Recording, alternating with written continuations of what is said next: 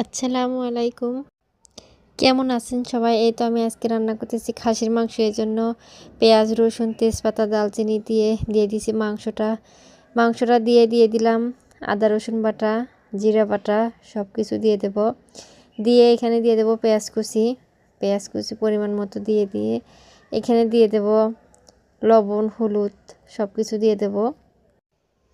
আপনারা কে কীভাবে রান্না করেন জানি না, তবে আমি খাসির মাংসটা এইভাবে রান্না করি। আমার যেভাবে ভালো লাগে আমি সেভাবে রান্না করি। যার যেটা পছন্দ সব মশলা দিয়ে এখানে লাড়াচাড়া করে এখানে কষিয়ে নেব। পানি দেওয়ার প্রয়োজন হবে না, কারণ মাংসটা কষানোর সময় মাংস থেকে পানি বের হবে।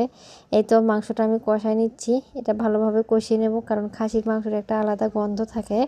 এটা ভালোভাবে কষালে আদা রসুন বেশি করে দিয়ে এটা ভালোভাবে কষালে গন্ধটা চলে যায়। এজন্য এখানে ভালো করে কষিয়ে নিলে আর এই খাওয়ার সময় যে একটা খাসির মাংসের গন্ধ থাকে এটা লাগবে না। এটা ভালোভাবে কষিয়ে নেওয়ার পরে দিয়ে দেবো গরম পানি।